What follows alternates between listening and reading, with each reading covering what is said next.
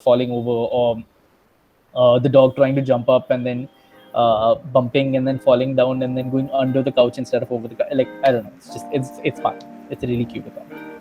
Well, that last answer went on for a little bit over 10 Oh, seconds, but slash, that's what about the fine. 10-second thing? That's completely. Hey guys, welcome back to another episode of Nothing But the Tea. We are so excited to have you back here, and we are extremely excited for the guest that we have on today. A lot of you know him through social media, YouTube, Instagram, everything, and he is a known face in social media in India today. You may recognize him from his fun days at BuzzFeed or his Twitter and Instagram that keeps us informed with everything important. He is a true force of nature and a charming animal loving one at that. We are so excited to have you on today. Welcome to Nothing But the Tea, Andre. Hi. So happy to be here. I'm very excited for this. So, we know that you're an alumni of St. Andrews. Um, how does it feel being back and being interviewed by the college you were at? It's slightly overwhelming, to be honest. I've done interviews with like big media houses and like global platforms and stuff like that, but this was the one I was kind of nervous about because Andrews was the building block for everything that my career pivoted towards. I guess like I learned most of my understandings of storytelling and literature first and foremost at Andrews. So it's nice. It's a very warm feeling on a very cold day. We're so happy you feel like that. So, I'm assuming you graduated maybe in the early 2010, maybe, right? Oh no, dates, my Achilles heel. Yes, I want to say yes. So way back when, what kind of 2000s stereotypical student do you think you were like at the time? Oh, I was the very disinterested student. I hated morning classes. I would often miss lectures because my schedule was like warped. I would think a lecture was at 1:30 and I would walk in, but it was like just getting over.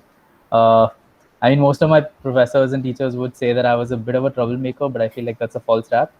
Uh, yeah, I mean, I was a good student. I mean, I did pretty well. In I topped my department and came like fourth in the college or whatever. Humble brag. I was average. Yeah, I was not some spectacular student. He says after the humble brag. Yeah. Um, what made you choose lit? Like out of because coming from a science background to like lit, that's like a The huge real thing to question is do. what made me choose science in the first place.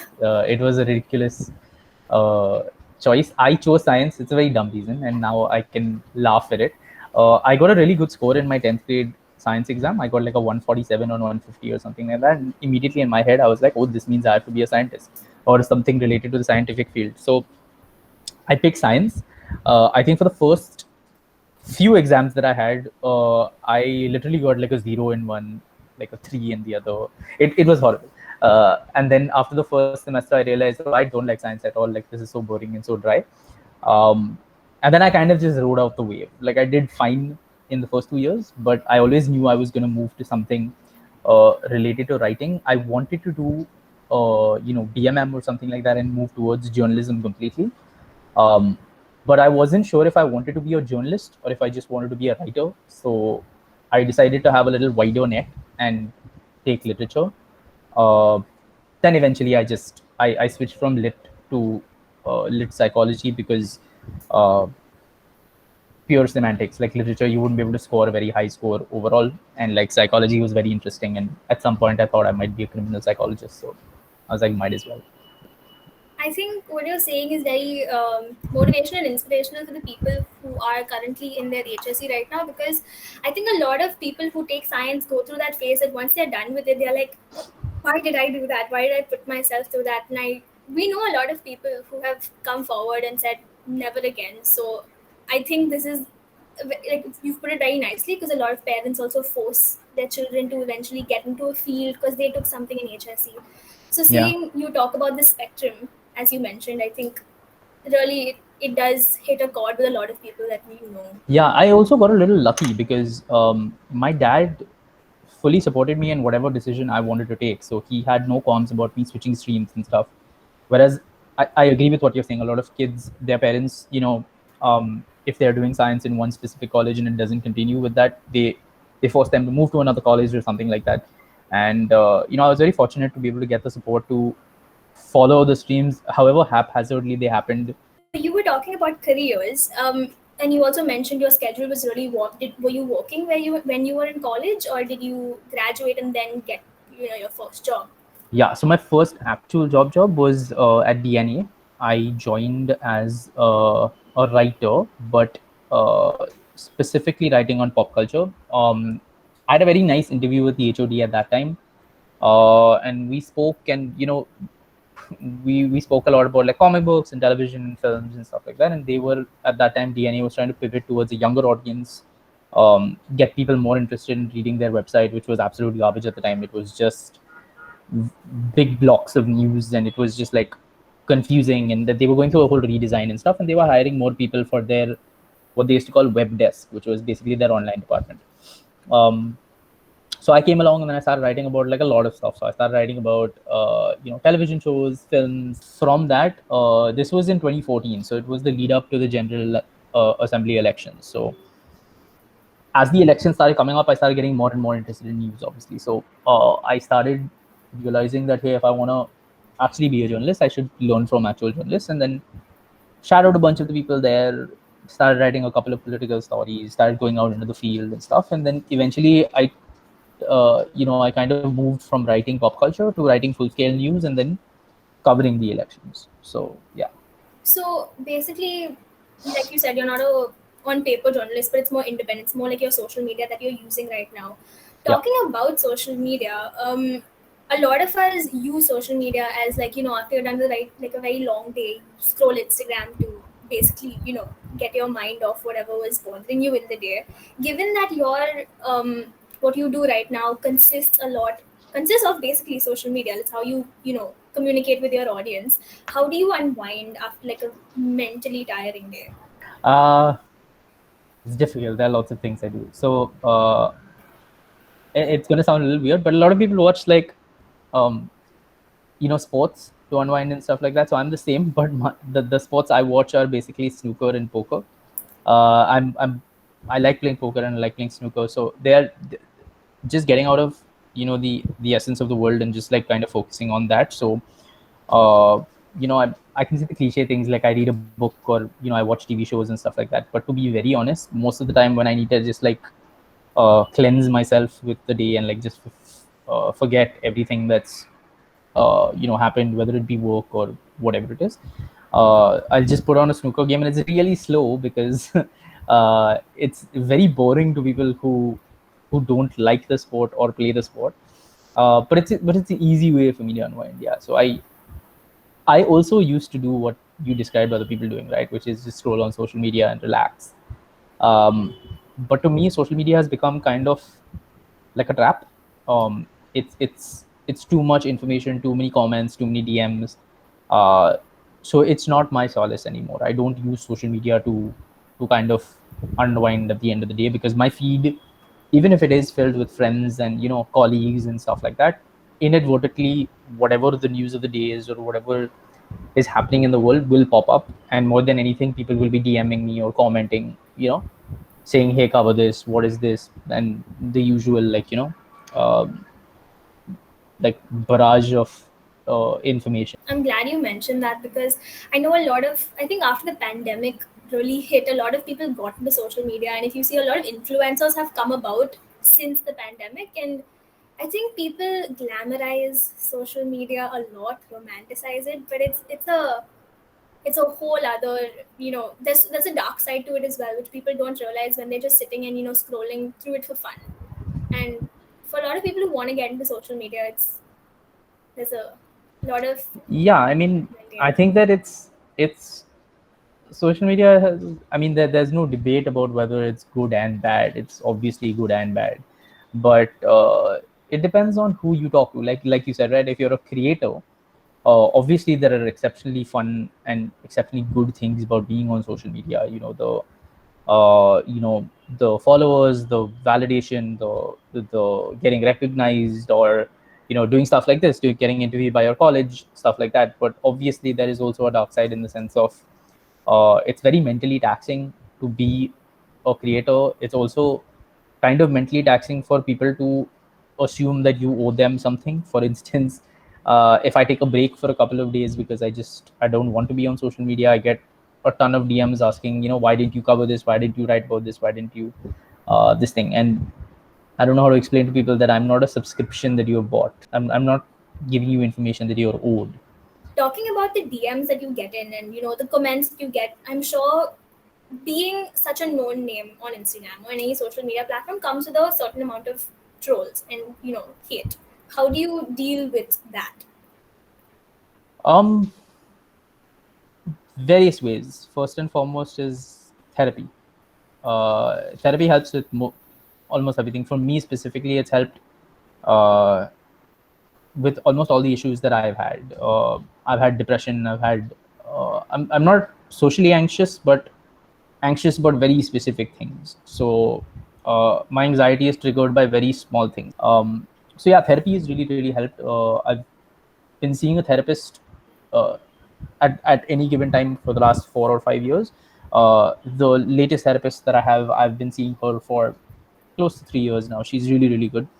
Um, and more than anything, it's a relationship that's built because I've been seeing her for 3 years. So she understands every small point of anxiety. Like if I say a statement, she'll understand why I took a pause between a specific word in that statement. It's a very good relationship that's kind of been built. So that really helps in the sense of dealing with DMs and trolls and hate and stuff like that, which I get very often. Like now, I just tune it out of sorts. The fame that you have now, was it because of BuzzFeed? So 100%. Okay. 100% because of BuzzFeed. I don't think I was well known in the industry because I was also a film critic for a little while at DNA.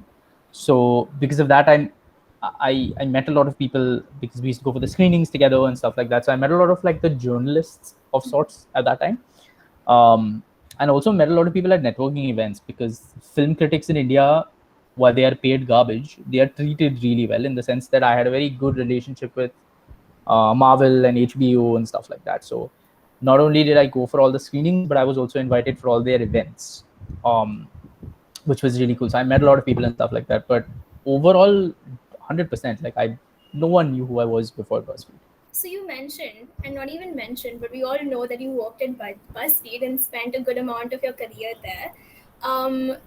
To the many fans that are watching this right now, we all know, like we all can see that BuzzFeed is such a fun place to work at, and it's a very good work environment, I'm assuming, and we Yeah. love every single piece of content that comes out from that place.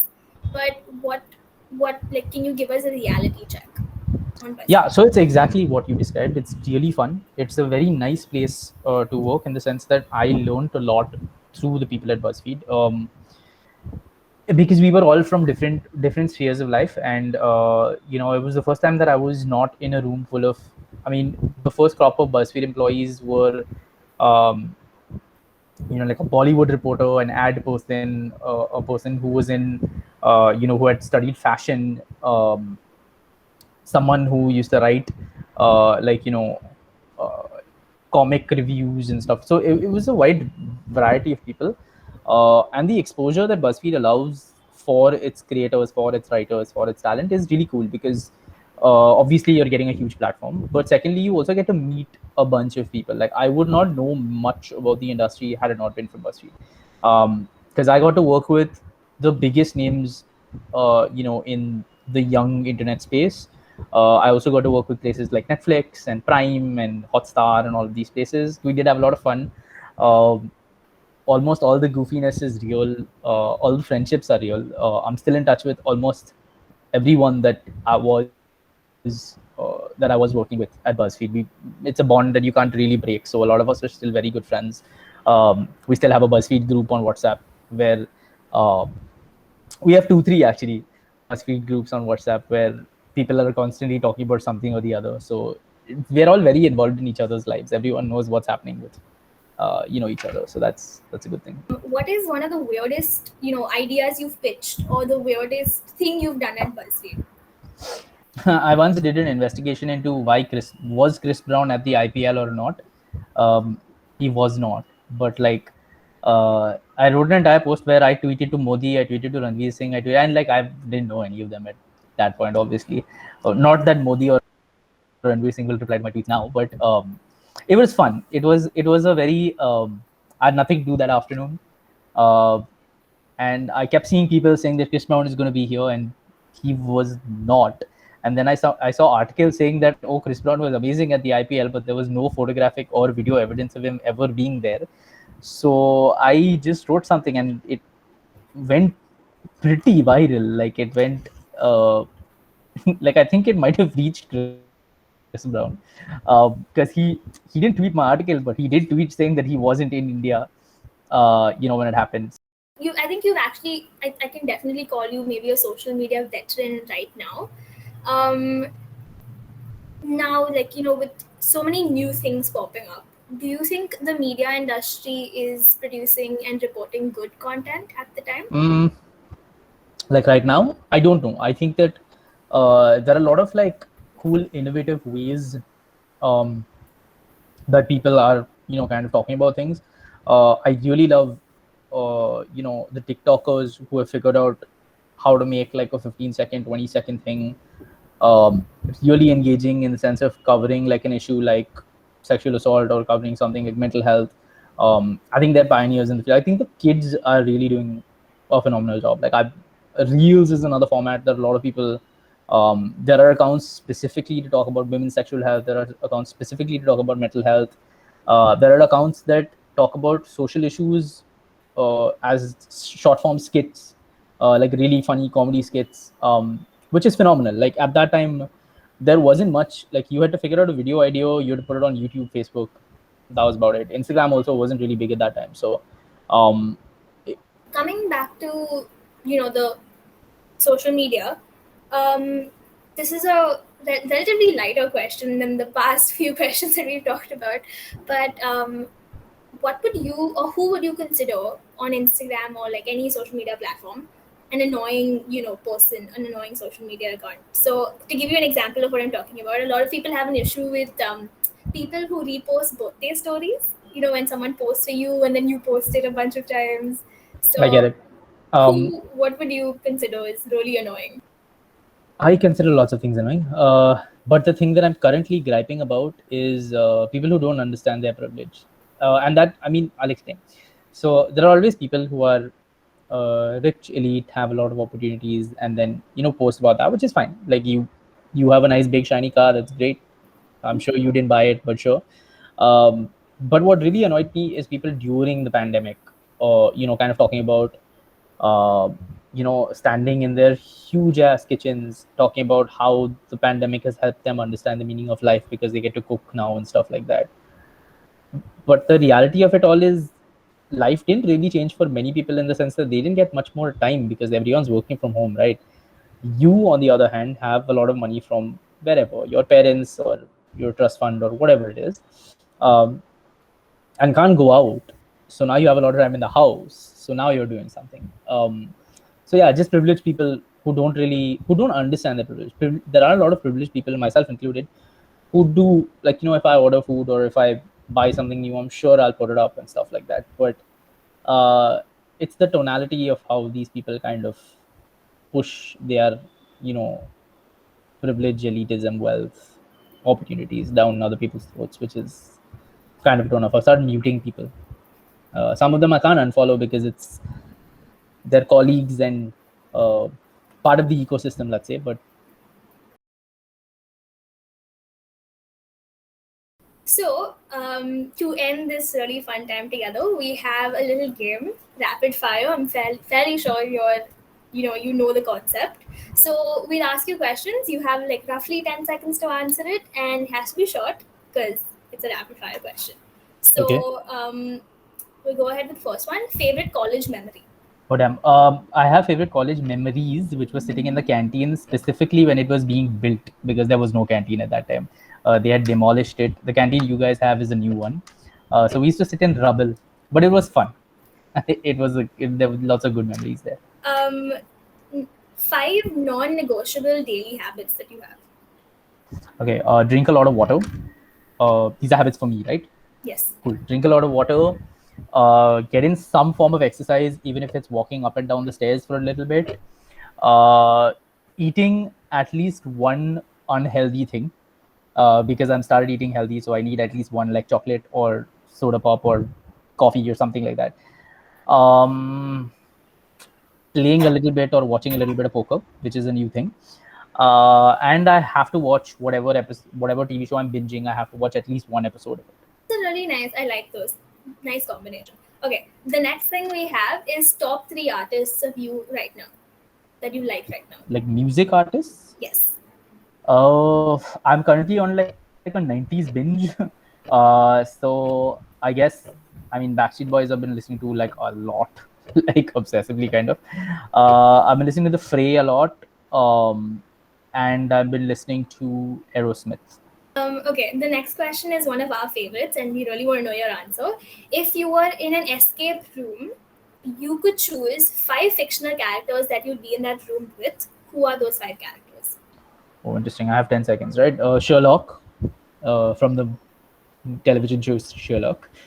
Um, Tony Stark, Bruce Wayne, Harley Quinn, just for a little fun. Um, and who else? And maybe Michael Scott, because Harley Quinn will have someone to play around with. I'm so surprised you didn't go with Dwight.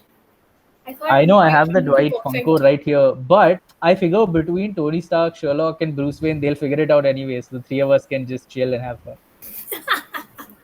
Very nice. Okay, so we have two more questions. The next question is Shayan Roy is dash. Cheyenne Roy Yes. is Dash.